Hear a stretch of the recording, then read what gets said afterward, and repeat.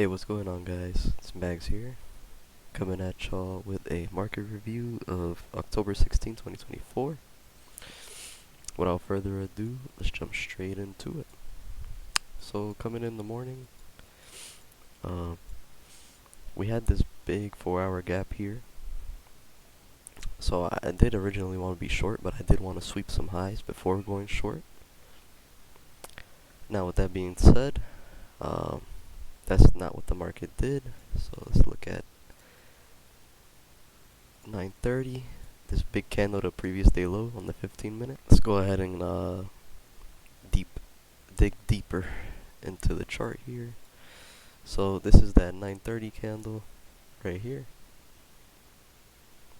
I'm gonna delete it now, so y'all can see.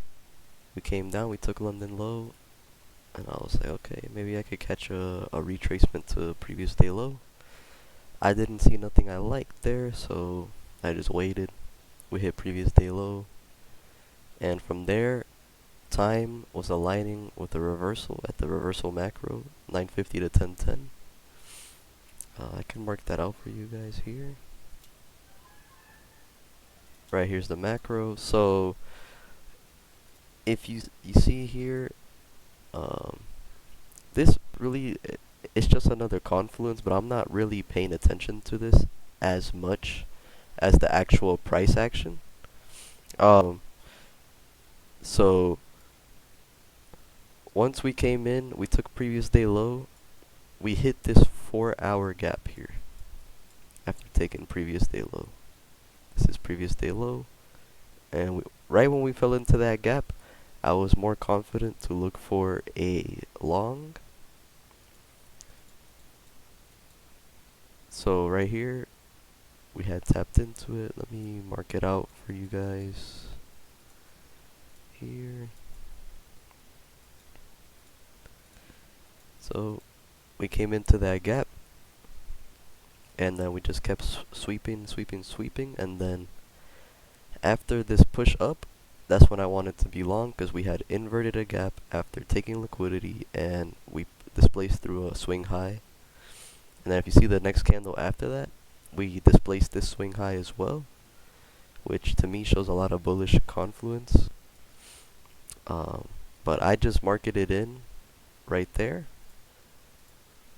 My trade today wasn't too big. I mean, 34 points, no, 44 points is pretty good, but I did want this gap, but I just got hesitant because we are in a, the bears were winning with order flow, so I wanted to be more conservative instead of writing all my profits back.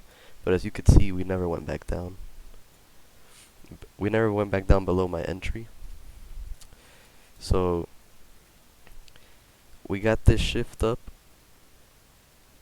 and then I marketed in right here. You can see I didn't get a good RR because we pushed up, we got here, and that's when I was getting more worried about my position, so I ended up closing it when we revisited the high, because we were in a 15-minute gap, and this is where we would expect reversal if the market was to continue bearish. In this case, it didn't. It kept going up to this fair value gap, then finally pushed down for a light retracement, and then kept pushing up. But the reason I chose this target is because if you see here, first of all, it's the middle of the fair value gap, right above the 50% of it. But also, if you put a fib here to here, this high to this low, which would be the impulse range, the most fresh range that we've been given, you could see that this is right above 50%, so that's another reason why I took it there. And if I had more than one contract, I just would have partialed out and moved my stop, which I did move my stop right here to this candle's low.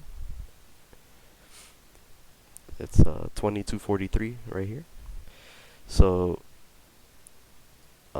if I would have had another contract, I would have partialed out here. I would have had one running, and my stop would have been break even. So it would have been a risk-free trade, and I probably would have got stopped at around here for the second contract. But Anyway, that's a different story.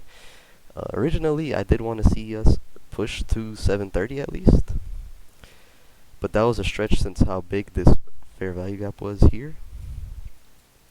This one. So I just went conservative because the order flow was bearish. The higher time frame is bearish, and you don't want to be longing in a bearish market. Basically, that's why. So I mean, without further ado, guys, that was the trade I took. It was 40 points, 44, and yeah, guys. I hope you guys enjoyed. It really, all it comes down to is internal range liquidity to external range liquidity, a liquidity sweep, a higher time frame PD array, and then from there you want to be in your lower time frames to look for the confirmation to enter. Once all that aligned, I could rate this like a A or a B plus because it was against order flow, but the way we pushed out of it at the time that we did, I was very confident in that trade. And then as you could see, 1030 came and we went right back down to 1030. But yeah, guys, I've been more selective with my trades. That's why I didn't stream on Monday, and on Tuesday I didn't stream either, but I was looking at the charts. On Monday I didn't look at the charts. Tuesday I did. I didn't stream. I didn't see nothing I liked. If you could see here, there's no executions on Tuesday. Last execution was, you can see this is Wednesday, Tuesday, Monday, and then you can see Thursday was my last trade. So yeah, guys, I mean, other than that, it's none much to it. I hope you guys have a wonderful day, and I'll see you guys tomorrow for the stream. Peace.